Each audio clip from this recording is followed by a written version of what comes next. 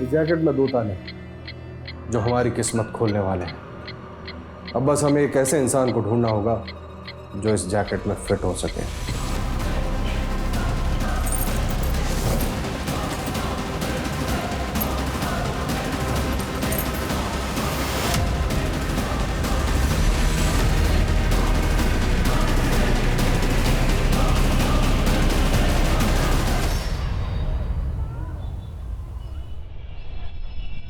रवि, कोफ्ता गर्म कर देना मलाई वाला।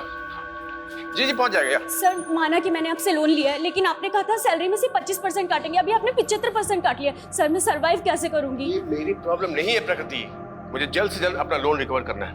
क्या पता तुम कल जॉब छोड़ के भाग गई तो। सर, आप मेरी मजबूरी का मजाक उड़ा रहे हैं। अच्छा प्रकृति, ये इमोशनल ड्रामा बंद करो। वैसे भी तुमने मेरा ऑफर ठुकरा दिया है। वैसे अभी भी ऑफर ऑन है, सोच लो।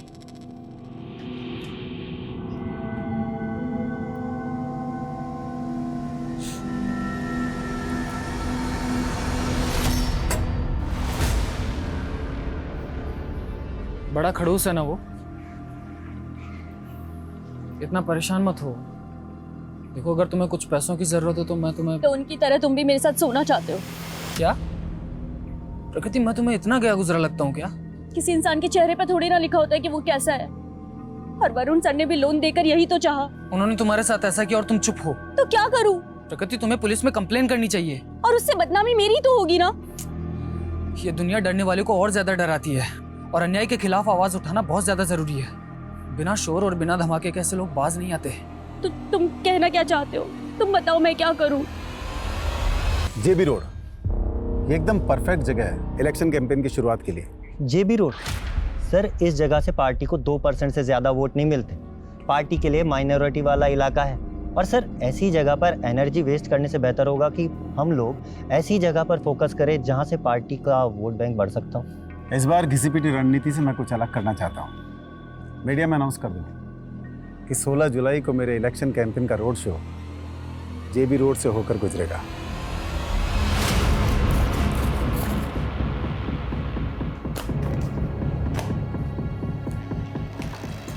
मैंने मेरा काम कर दिया है। अब मैं इंडिया में रुक के और रिस्क लेना नहीं चाहता। 16 जुलाई को 2 बजे में इंडिया छोड़ के निकल रहा हूँ।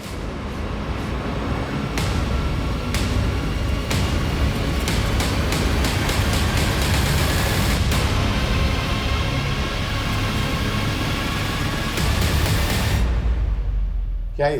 पढ़ो ना। मैं एक ह्यूमन बम हूँ। जो जैकेट मैंने पहनी उसमें बारूद है। तुरंत 2.5 करोड़ रुपया इस बैग में भरते, वरना यहीं फट जाऊंगा मैं। क्या बकवास है ये? गार्ड! हाँ सर।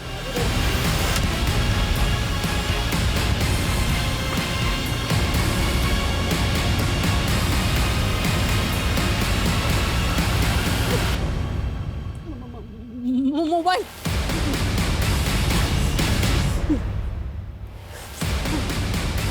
Hello police.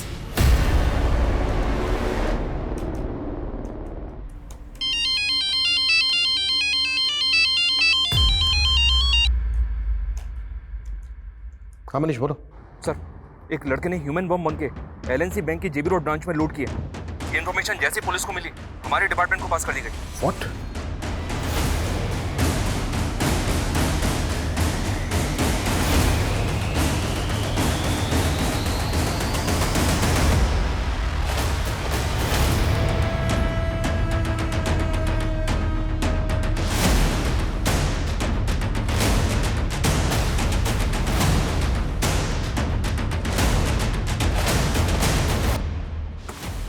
ये 20 मिनट पहले विश्राम चौक की तरफ भागा है।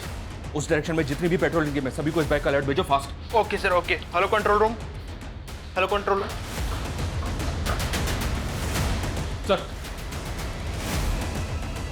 ये देखें सर, वो विश्राम चौक की तरफ भागा है। उसने जैकेट भी पहनी हुई है, लेकिन फुटेज में ये क्लियर नहीं है कि उस जैकेट के अंदर बॉम्ब है। हो सकता है सर इसने बैंक वालों को डराने के लिए ऐसे बोल दिया। और उसने कैशियर को एक लेटर भी दिया। हम इसको लाइटली नहीं ले सकते। अगर वो पब्लिक में ब्लास्ट हो गया तो हमें तुरंत विश्राम चौक के लिए निकलना है। बैंक के अंदर जितने भी लोग हैं उनमें से कोई भी बाहर ना जाने पाए। मनीष, अपनी एक टीम को बुलाओ जो बैंक स्टाफ से पूछताछ करेगी। Okay sir.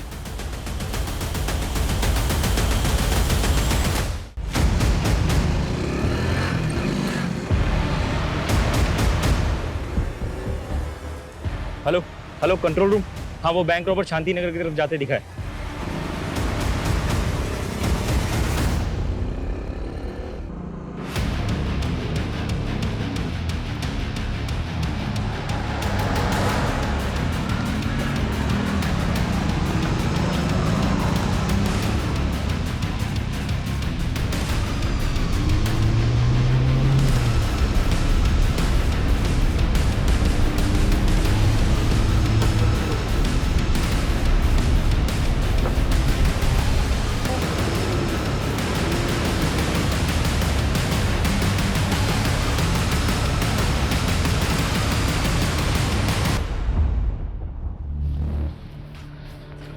संदेश सुन, तुझे अभी एक फूड पार्सल डिलीवर करने जाना होगा, ठीक है? मैं डिलीवर करने जाऊँ? अरे मुझे पता है तू डिलीवरी बॉय नहीं है, लेकिन प्रगति नहीं आई है तो तुझे जाना पड़ेगा ना। लेकिन मैं टाइम वेस्ट मत कर। जेमिनी गार्डन लेके जाना है तुझे, ठीक है? जेमिनी गार्डन में कहाँ पे? एड्रेस अरे क्या है? यही एड्रेस है। तू जब जेमिनी गार्डन पहुंचेगा तो तुझे रेस्टोरेंट के कपड़ों में देख के पहचान लेगी। जल्दी कर, ऑर्डर रेडी होगा, ठीक है?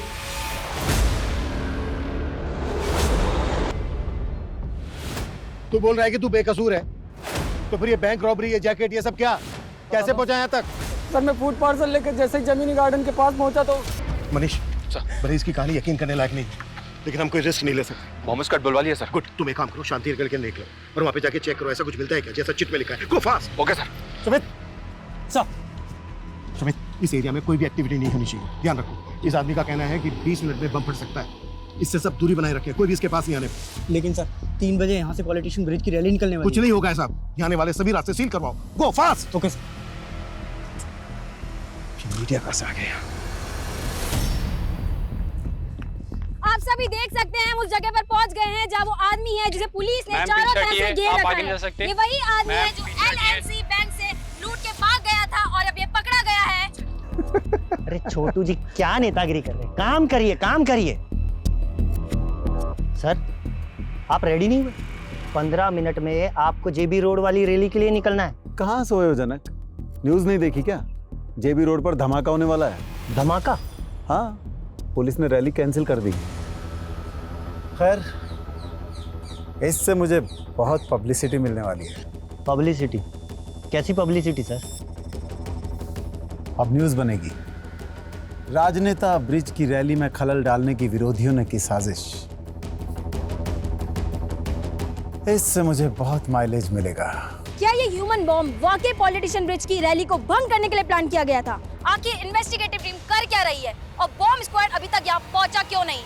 हमें हमारे सारे सवालों के जवाब का इंतजार है। सर मीडिया की वजह से यहाँ आने वाले एरिया पे ट्रैफिक लग गया। सर बॉम्ब स्क्वाड टीम वहीं फंस गई है। उनको बोलो कैसे भी करके यहाँ तक पहुंचे, वक्त नहीं है हमारे पास। अरे रुकिए, आप अंदर नहीं जा सकते, अंदर खतरा है, आप अंदर नहीं जा सकते। आप जानते हैं आपका भाई ह्यूमन बॉम्ब बना है। क्या मेरी फ्लाइट कैंसिल हो गई? अगर आज मैं इंडिया से नहीं निकला तो बड़ी मुसीबत हो जाएगी।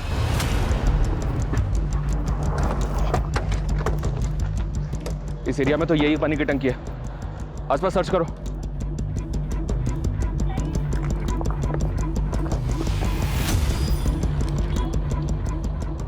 चाबी संतनगर के पब्लिक टॉयलेट के पास वैसे पत्थर के नीचे रखी। मतलब ये आदमी जो कह रहा है बिल्कुल सही कह रहा है, वहाँ पे भी वैसा ही पत्थर मिला है। लेकिन सर उस पत्थर के नीचे चाबी तो नहीं मिली, पर एक नोट मिला है जिस पे लिखा है कि चाबी संतनगर के पब्लिक टॉयलेट के पास एक पत्थर के नीचे रखी है। मैं संतनगर जा रहा हूँ सर, ऑन द वे हूँ। ये ताले चाबी का क्या गेम खेल रहे हैं क्रिमिनल्स? अब बम को डिफ्यूज करने के लिए बम स्क्वाड भी नहीं पहुंची अभी तक। सर इस लड़की के बहन और जीजा हैं। मैं फोन करता हूँ मनीष ब्राउन। सर हटो, आने दो इन्हें, आइए। साहब इसको बचा लीजिए, ये बेकसूर है, इसको फंसाया गया है साहब, ये मेरा भाई है, इसने कुछ नहीं किया साहब, प्लीज इसको बचा लीजिए आप। देखिए सबसे पहले आप अपने आप को संभालिए और ये बताइए कि आपका भाई करता क्या और ये सब उससे कौन करवा रहा है? साहब उससे कोई कुछ नहीं करवा रहा है, वो बेकसूर है, उसको फंसाया गया है। उसको फंसाया जा रहा है या वो खुद से कर रहा है, इसकी हम जांच करेंगे।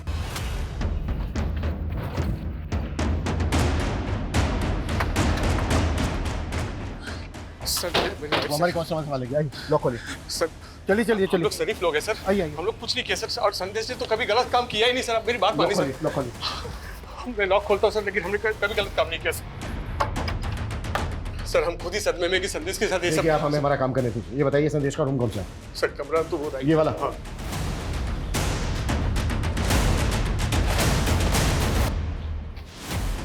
सुमित रूम को अच्छे से स्कैन करो, कुछ भी छूटना नहीं चाहिए।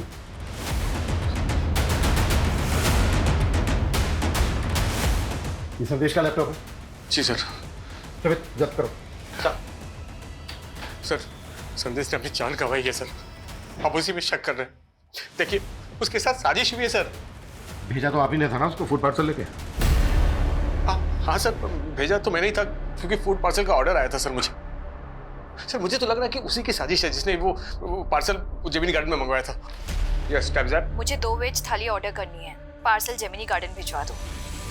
फूड पार्सल की डिलीवरी के लिए उस औरत ने जो जेमिनी गार्डन का एग्जैक्ट एड्रेस दिया होगा वो दो हमें।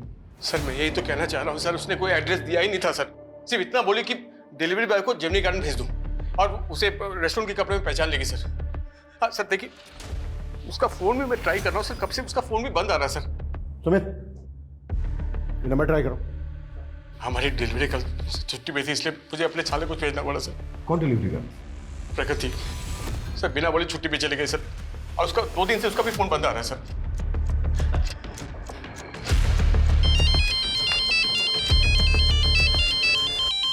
हाँ मनीष बोलो। सर जेमिनी गार्डन या जेमिनी गार्डन के आसपास कहीं कोई सीसीटीवी नहीं है, ऐसा कोई विटनेस भी नहीं मिला है जिसने संदेश को यहाँ पे देखा हो। पर उसने बताया था कि 2 आदमियों ने उसे यहीं पे वो जैकेट बॉम्ब पहनाया और बैंक रॉबरी के लिए भेज दिया। संदेश 2 आदमियों की बात कर रहा था और यहाँ संदेश का जीजा बोल रहा है कि वो फूड पार्सल एक औरत ने मंगवाया था जेमिनी गार्डन। कौन औरत सर?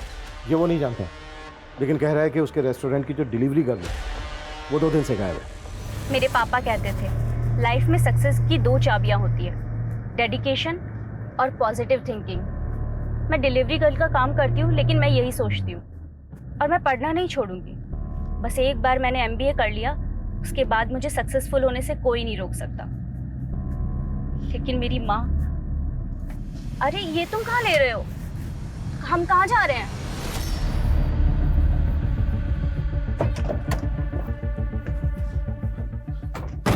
सर ये प्रकृति का घर है।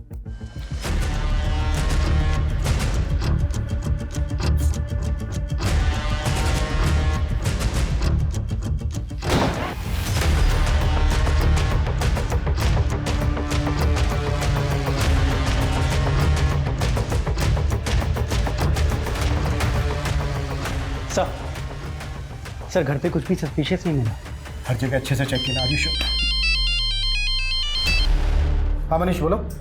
सर जिस नंबर से फूड पार्सल ऑर्डर किया गया था वो नंबर तो फेक आईडी पे लिया गया है। हो सकता है सर ये पहले से प्लानिंग हो कि जब संदेश वो फूड पार्सल लेके जेमिनी गार्डन जाएगा। संदेश रेस्टोरेंट में मैनेजर था, जाहिर सी बात है डिलीवरी कर प्रकृति वहाँ पर होती तो फूड पार्सल जेमिनी गार्डन लेकर वही गई होती, लेकिन प्रकृति 2 दिन से गायब है। सर ये भी तो हो सकता है कि प्रकृति भी इस प्लानिंग में शामिल हो और फ़ोन भी उसी ने किया हो। प्रकृति वरुण के रेस्टोरेंट में काम करती थी, जाहिर सी बात है उन पर बहुत बार बात हुई होगी वरुण के साथ। वरुण का कहना है कि वो प्रकृति की आवाज़ नहीं थी, किसी और की थी, वो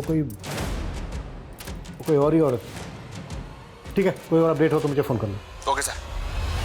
सर ये प्रकृति की माँ है, 1.5 महीने पहले गुजर गई थी, इन्हें कैंसर था।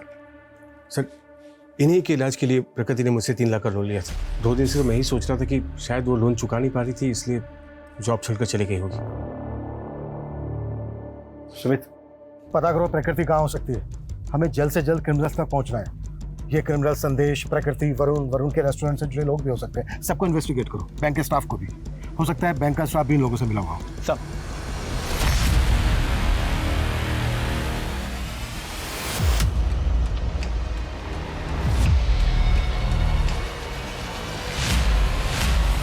सर ये बॉम्ब अपने आप में एक अनोखा इन्वेंशन है और इसे स्टील प्लेट की मदद से तैयार किया गया था। और सर ये स्टील प्लेट, ये जैकेट में सर इस तरीके से लगाया गया था कि आदमी किसी भी तरीके से ना बच सके। और ये माइनिंग ब्लास्ट में भी बारूद की तरह इस्तेमाल किया जाता है। इसमें टाइमर की पावर और स्पार्क जनरेट करने के लिए किचन लाइटर्स की बैटरी का इस्तेमाल किया गया है। और सर आई एम 100% श्योर कि this is purely home made. इस बॉम्ब को बनाने में जो बारूद इस्तेमाल हुआ है वो किस तरह का है? ये कहाँ लेकर आए हो और ये घर है किसका?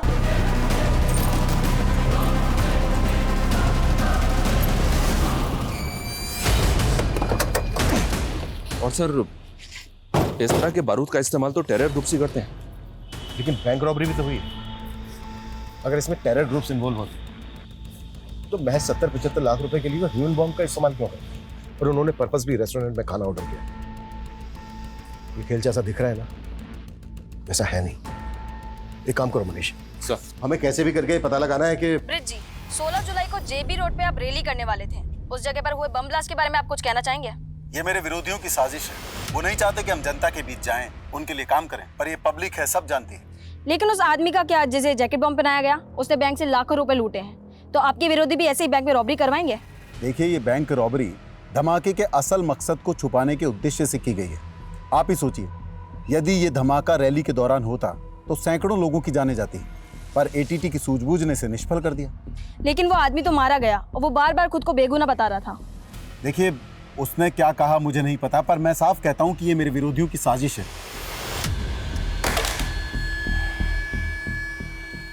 अगर हम उस लड़के को बचा लेते हैं तो ये केस इतना विकराल रूप लेता ही नहीं। लेकिन एक बात है सर, इस बॉम्ब ब्लास्ट की वजह से इस नेता को काफी मीडिया अटेंशन मिल रही है। और गौर करने वाली बात यह है कि ये रैली उसी इलाके से निकलने वाली थी जहां पर ब्लास्ट हुआ, और पहले भी इस नेता पर कई इलाकों में दंगे भड़काने के आरोप लगते रहे।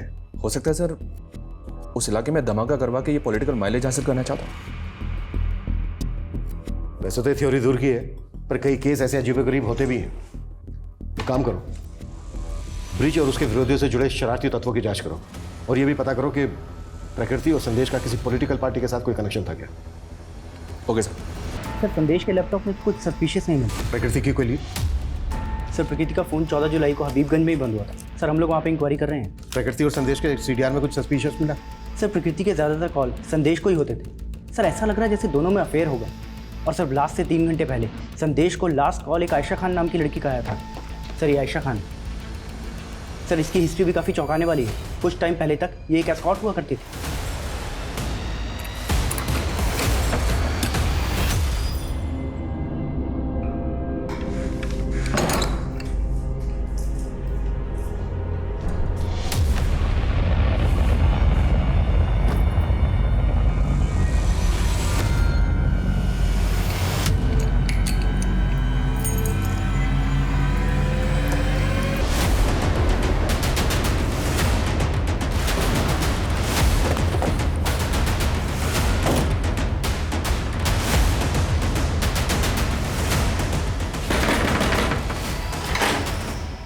अंदर सर्च करो अच्छे से, कुछ भी छोटा नहीं चाहिए। क्या हुआ सर? संदेश को तो जानती होंगी। हाँ सर, वो मेरा दोस्त था। कैसा दोस्त? तुम एक एस्कॉर्ट थी और सर वो मेरा पास था। अब मैं बहुत नॉर्मल लाइफ जी रही हूँ। संदेश से मेरी दोस्ती 1 साल पहले हुई थी, लेकिन वो ज्यादा लंबी नहीं चल पाई। तुमने मुझसे इतना बड़ा सच छिपाया आयशा। तुम एक एस्कॉर्ट थी और संदेश मैं बताना चाहती थी, पर मैं कभी हिम्मत नहीं कर। बस आयशा, अभी सफाई देने की कोई जरूरत नहीं, क्योंकि अब तुम मेरे लिए कोई मायने ही नहीं रखती। मैंने सोचा था संदेश को मनाकर वापस अपनी जिंदगी में ले आऊंगी, इसीलिए उसको कॉल किया करती थी। देखिए, संदेश की बहन और जीजा तो जानते तक नहीं है तुम। सर, जब मैं उससे मिली थी वो अपने अंकल के पास रहता था। कौन अंकल? खेमू अंकल। मनीष, ये पढ़ो, मैं तुम्हारी आवाज रिकॉर्ड करनी। पढ़िए। मैं तो 15 दिन से इंदौर में ही था सर। आज ही लौटा तो देखा कि यहाँ ये लाश किसी ने छुपा रखी है। जानते हैं कौन है ये लड़की? नहीं सर, मैं बिल्कुल नहीं जानता।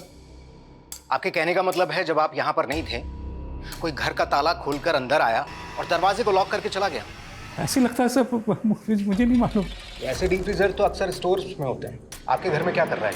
नहीं, मेरा पहले आइसक्रीम स्टोर था ना सर, वो स्टोर बंद कर दिया मैंने, तो फिर डीप फ्रीजर यहाँ ला कर रखा। पूरे घर को अच्छी तरीके से सर्च करो। 2 वेज थाली चाहिए मुझे, बिना प्याज लहसुन वाली। ये आयशा की आवाज़ है, जिस औरत ने 16 तारीख को फूड ऑर्डर किया था। क्या उसकी आवाज़ भी ऐसी थी? मेरा मतलब सेम है? कह नहीं सकता सर कि ये आवाज़ वैसी है या नहीं। अच्छा, ये खेमू अंकल कौन है? खेमू अंकल? संदेश जब होटल मैनेजमेंट कर रहा था तो वो खेमू अंकल के यहीं पीजी रहता था। ठीक है, आप एड्रेस दीजिए।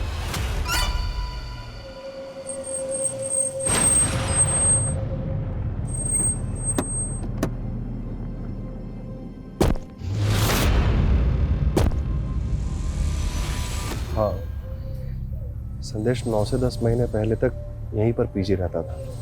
यहीं पास ही के एक इंस्टीट्यूट से होटल मैनेजमेंट का कोर्स कर रहा था। सर मुझे तो खुद जानकर इतना धक्का लगा कि उसके साथ इतना बुरा हुआ है। हम आपसे ये जानना चाहते हैं, जिस दौरान संदेश आपके यहाँ रह रहा था उसका किन किन लोगों से मिलना जुलना होता था? कौन कौन लोग आते थे उससे मिलने? आयशा के अलावा यहाँ पर उससे मिलने के लिए और कोई नहीं आता था। Thank you. मनीष, संदेश यहाँ जिस इंस्टीट्यूट में पढ़ता था वहां पर पता करो। और हाँ सुमित बोलो। सर हबीबगंज के एक घर में प्रकृति की लाश मिली है। व्हाट? सर पोस्टमार्टम रिपोर्ट के हिसाब से खून जमने से इसे दिल का दौरा पड़ा और उस वजह से इसकी डेथ हो गई। शायद इसको जिंदा ही डीप फ्रीजर में डाल दिया गया था। पोस्टमार्टम रिपोर्ट के हिसाब से इसकी मौत कब हुई होगी? सर 14 जुलाई की शाम। 14 जुलाई की शाम, और ब्लास्ट हुआ था 16 जुलाई को। मतलब ब्लास्ट होने से 2 दिन पहले इस लड़के का मर्डर हो गया। सर मैं तो 15 दिन से इंदौर में ही था सर। मैंने तो वो होटल बुकिंग और एयर टिकट सब डॉक्यूमेंट्स दिखाए। वो लड़की बैंक रॉबरी और ब्लास्ट के केस में हमारी सस्पेक्ट है। अगर हमें बाद में पता चला ना कि इसमें तुम्हारा थोड़ा सा भी हाथ। मैंने कुछ नहीं किया सर, मैं तो उस लड़की को जानता तक नहीं। पता करो इस जयचंद का आयशा, संदेश, प्रकृति और वरुण के साथ कोई कनेक्शन है क्या? जी सर। हाँ मनीष। सर मैंने पता किया कि प्रकृति और संदेश का किसी भी पॉलिटिकल पार्टी से कोई कनेक्शन नहीं है, लेकिन सर पता चला है कि सर्वेश नाम का एक बिजनेसमैन है। ये देखिए सर, ये ब्रिज की अपोजिशन पार्टी को फंड्स प्रोवाइड करता है और 16 जुलाई को यानी कि ब्लास्ट वाले दिन ये सिंगापुर फ्लाई करने वाला था, लेकिन इसकी फ्लाइट कैंसिल हो गई। और इस सर्वेश का स्टील प्लेट्स और किचन लाइटर मैन्युफैक्चरिंग करने का बिजनेस है। स्टील प्लेट्स और किचन लाइटर्स, ऐसा ही सामान बॉम्ब बनाने में भी इस्तेमाल हुआ था। सर आप ऐसे कुछ भी बोल रहे हैं? माना कि मेरा स्टील का बिजनेस है तो क्या बम बनवा दूंगा मैं? सब चेक किया हमने। 1 महीने पहले तुम्हारी कंपनी के करंट अकाउंट से 50 लाख रुपए निकाले गए। ये सारा का सारा पैसा बम ब्लास्ट के फंडिंग के लिए इस्तेमाल किया था। सबूत है आपके पास कि मैंने ऐसा किया है? वो 50 लाख रुपए मैंने ब्रिज की पार्टी को चंदे में दिए थे।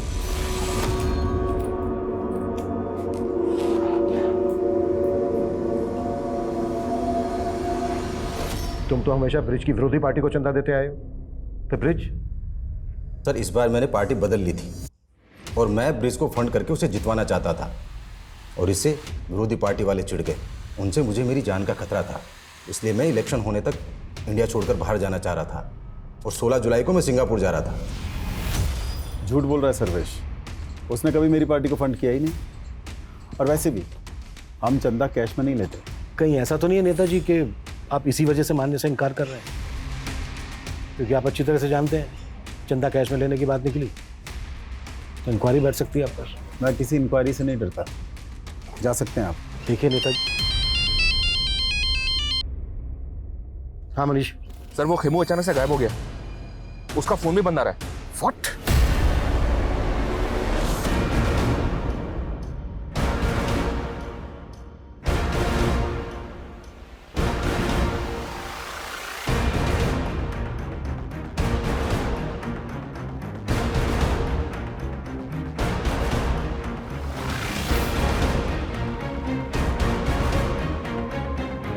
सर ये खेमू तो बहुत पहुंची चीज निकला।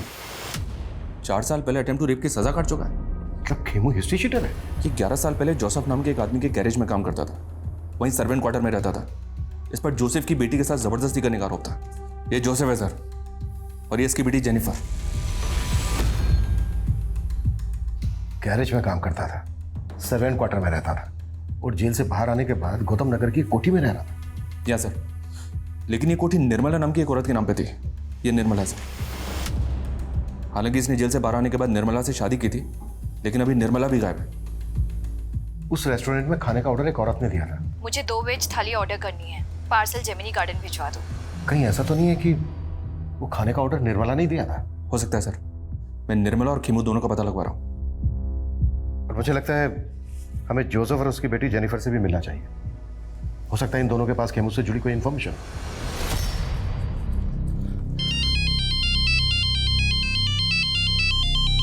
हाँ बेटा जेनिफर। पापा कहाँ हैं आप?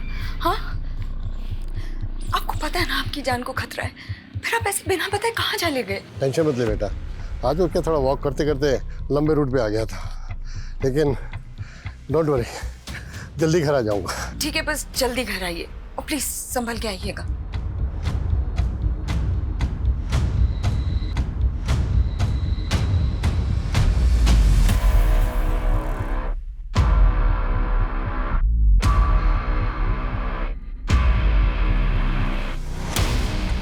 एक्सक्यूज मी, ये एड्रेस पता है आपको कहाँ पर है? मैं यहाँ का नहीं हूँ, अब किसी और से पूछो। हाँ,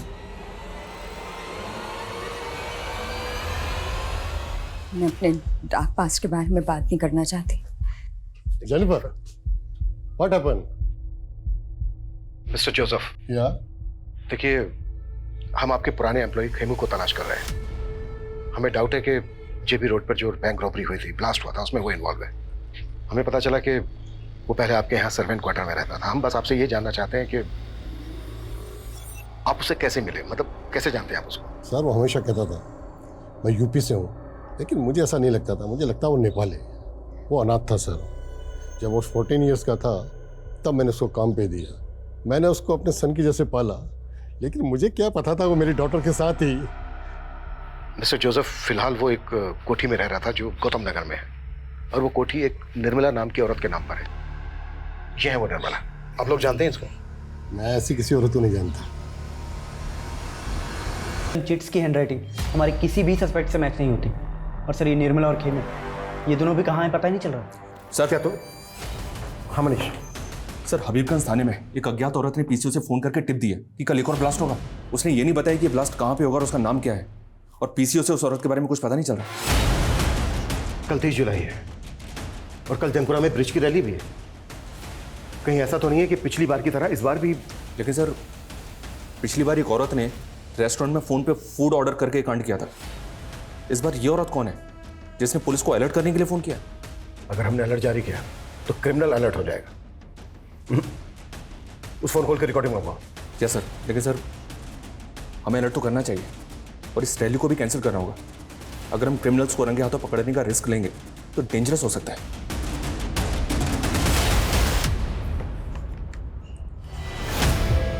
अरे सर्वेश जी, आप यहाँ?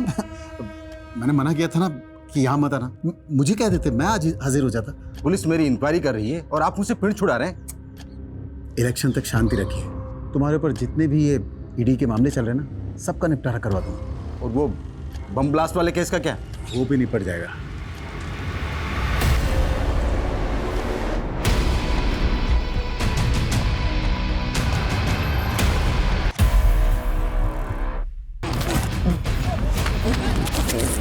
चारों तरफ अलर्ट तो है, लेकिन फिलहाल कोई अपडेट नहीं मिला। सर बॉम्ब स्क्वाड चारों तरफ ढूंढ रहा है, लेकिन सर कहीं से भी बॉम्ब की कोई अपडेट नहीं है। अगर वो बॉम्ब नहीं। हेलो सर, मैं हबीबगंज थाने से रोहित गुप्ता बोल रहा हूँ। हमें जयचंद के एक और नंबर के बारे में पता चला है जो उसने 6 महीने पहले बंद करवा दिया था। और सर, उस नंबर के CDR में हमें एक फेक नंबर भी मिला है। रोहित, वो नंबर मुझे सेंड करो क्विक। मनीष, ये एक नंबर आया, इसकी सारी डिटेल्स निकालो। ये जयचंद का दूसरा नंबर है। Okay sir. वो आइसक्रीम स्टोर बंद किया था ना सर, तो ये नंबर भी बंद कर दिया था मैंने। इससे पहले कि मैं तेरी उम्र का लिहाज करना बंद कर दूं, सीधे सीधे बोल, इस फेक आईडी के नंबर से कौन कॉल करता था तुझे? ये नंबर तो उस चालू औरत का सर, वो जो मुझे लाखों का चूना लगा गई थी सर। वो लाखों का चूना लगाया तुझे? लाखों का चूना लगाया तो फिर तूने पुलिस कंप्लेंट क्यों नहीं की थी? मुझे ब्लैकमेल कर रही थी। मेरी कुछ चैट्स थी उसके पास, वीडियोस थी, पिक्स थी। मुझे इज्जत का डर था। इज्जत तो हम निकालेंगे तेरी। सीधे सीधे बोल, वो नंबर किसका था, कौन इस्तेमाल कर रहा था? वो शनाया नाम की औरत थी सर। उसका फोटोग्राफ तो होगा तेरे पास? नहीं है सर, मेरे पास कहाँ? तेरे साथ फोटो वीडियो थे उसके पास।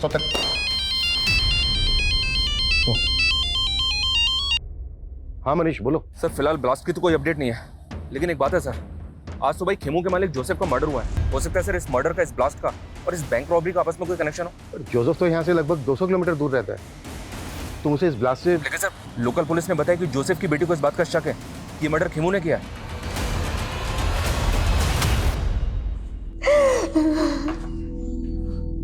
जेनिफर, एक प्रॉब्लम हो गई है।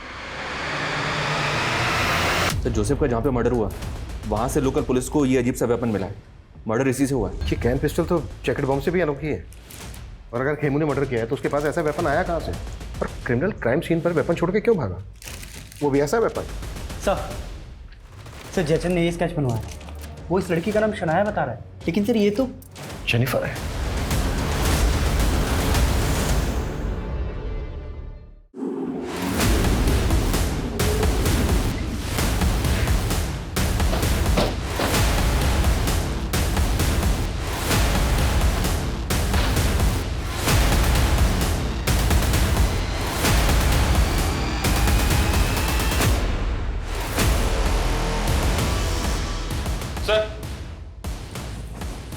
हाँ मनीष, ये देखिए सर,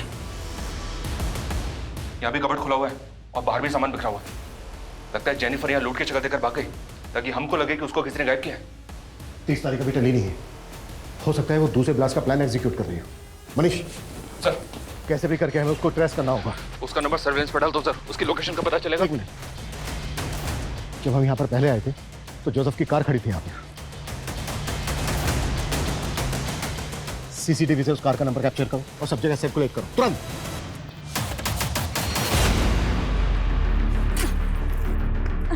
जल्दी कर जल्दी कर।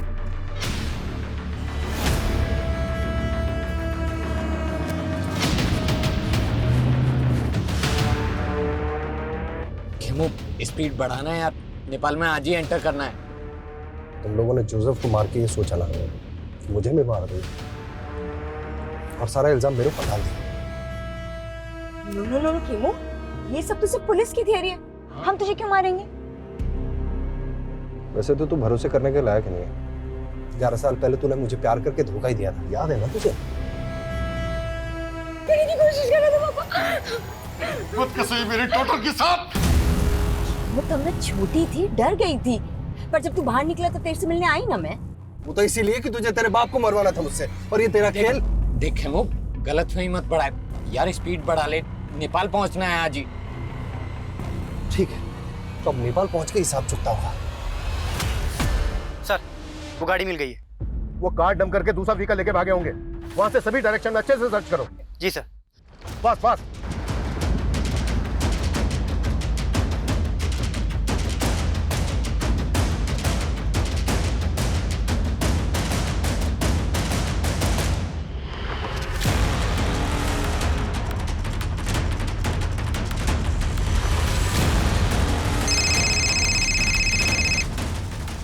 हेलो सर, जेनिफर और खेमू एक कार में जाते हुए कैप्चर हुए हैं। सर, गाड़ी का नंबर है MPXX 8977। सर, वो बाईपास रोड की तरफ गई है। Fast fast.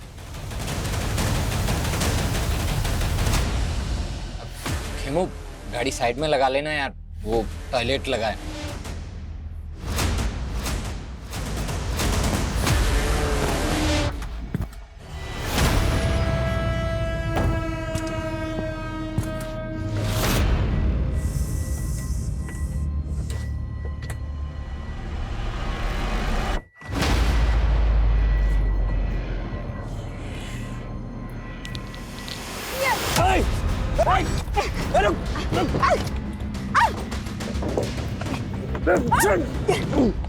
चाबी दे।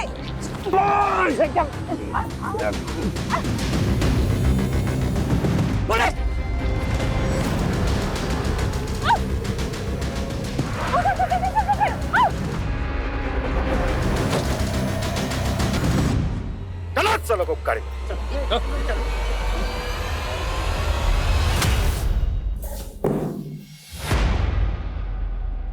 अपने रेपिस्ट के साथ दोस्ती कर ली? मुझे समझना मुश्किल ही नहीं, नामुमकिन है। बहुत शातिर समझती हो अपने आप को। और तू जेल से बाहर आते ही निर्मला से शादी कर ली? कहाँ गायब किया निर्मला को? उसे तो मैंने शादी करते इस वक्त पहुंचा दिया, लेकिन इस कमीनी का नर्क मुझे ले डूबा। अपने बाप को मारने की सुपारी दी थी इसने मुझे, और इमाम से कत्ल करवा दिया उसका। बैंक रॉबरी, ब्लास्ट, ये सब तुम्ही लोगों ने प्लान किया था ना? और 30 जुलाई को भी। 30 जुलाई का ब्लास्ट वो सिर्फ एक खेल था।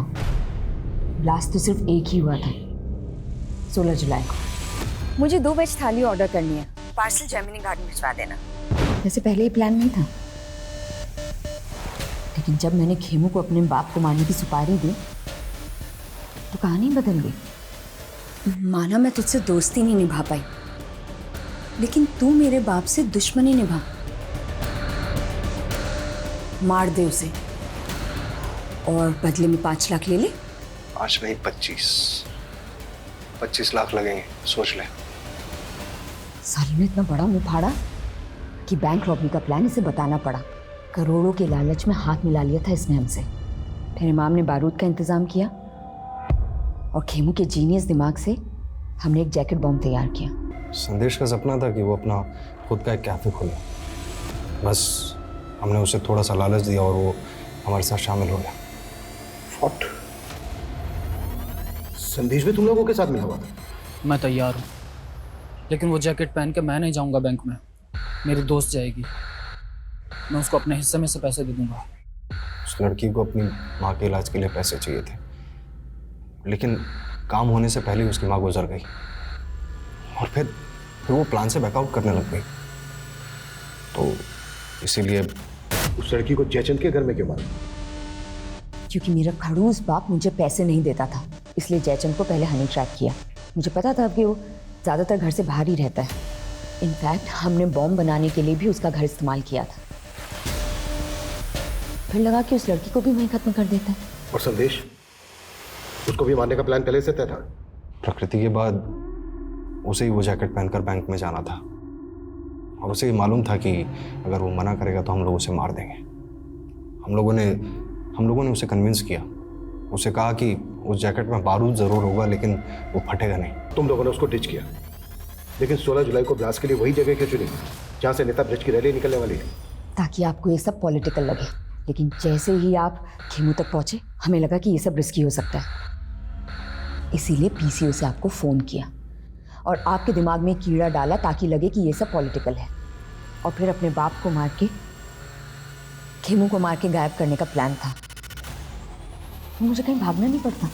सोचा था अपने बाप की प्रॉपर्टी पे जिंदगी भर ऐश करूंगी, लेकिन इस इमाम ने मेरा पूरा प्लान बर्बाद कर दिया। पैसों का लालच और हत्या की मंशा, और इस गलत मंशा ने ऐसे बहुमुखी अपराधों का रूप ले लिया जिसका पैमाना इस दशक में हुए कई अपराधों से कहीं बहुत बड़ा था। लेकिन इस गुनाह ने तब दस्तक दी थी जब जोसेफ को मारने का पहला प्रयास निष्फल हुआ था। इस अपराध ने तब भी दस्तक दी थी जब जयचंद शनाया उर्फ जेनिफर के छलावे का शिकार हुआ था। लेकिन ना जयचंद ने पुलिस कंप्लेन की और ना ही जोसेफ अपनी ही बेटी की खुराफाती सोच को समझ पाया। दस्तक वो भी थी जब रेस्टोरेंट के मालिक वरुण को की गई एक अज्ञात कॉल से इस गुनाह को अगले पायदान तक पहुंचाया गया।